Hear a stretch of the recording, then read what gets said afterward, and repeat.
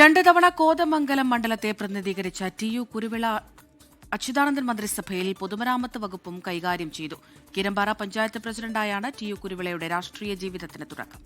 രാജകുമാരി ഭൂമി വിവാദത്തിൽപ്പെട്ട് മന്ത്രിസ്ഥാനം രാജിവെക്കേണ്ടി വന്നെങ്കിലും പിന്നീട് കേസന്വേഷണത്തിൽ കുരുവിളയ്ക്കെതിരെ തെളിവുകളൊന്നും അന്വേഷണ സംഘത്തിന് കണ്ടെത്താൻ സാധിച്ചിരുന്നില്ല.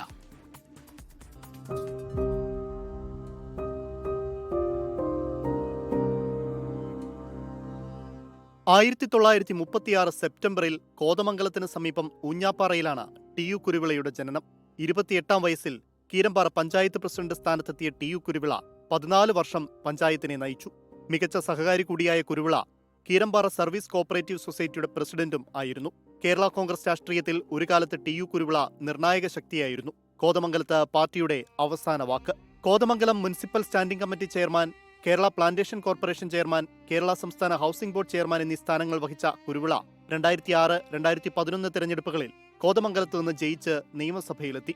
സ്ത്രീയോട് അപമര്യാദയായി പെരുമാറിയെന്ന ആരോപണത്തിന് പിന്നാലെ പി.ജെ. ജോസഫ് മന്ത്രിസ്ഥാനം രാജിവെച്ചതോടെ ടി.യു. കുരുവിള അച്യുതാനന്ദൻ മന്ത്രിസഭയിൽ പൊതുമരാമത്ത് വകുപ്പ് മന്ത്രിയായി. എന്നാൽ ഒരു വർഷം മാത്രമാണ് മന്ത്രിസ്ഥാനത്ത് കുരുവിളയ്ക്കിരിക്കാൻ സാധിച്ചത്. രാജകുമാരി ഭൂമി ഇടപാടിൽ കുടുങ്ങി 2007-ൽ മന്ത്രിസ്ഥാനം രാജിവെക്കേണ്ടി വന്നു. 2010-ൽ ജോസഫ് ഗ്രൂപ്പ് മാണി ഗ്രൂപ്പുമായി ലയിച്ചതോടെ കേരള കോൺഗ്രസ് എമ്മിലെത്തി.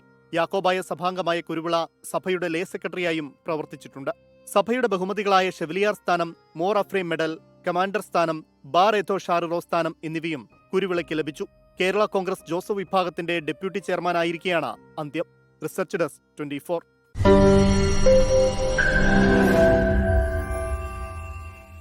ലോകത്തെവിടെയായാലും ഏത് സമയത്തും 24 വാർത്തകളും ഓഗ്മെന്റഡ് റിയാലിറ്റി പാക്കേജുകളും എക്സ്പ്ലെയിനറുകളും വിശദമായി കാണാൻ ഞങ്ങളുടെ യൂട്യൂബ് ചാനൽ നിങ്ങൾക്ക് സബ്സ്ക്രൈബ് ചെയ്യാം.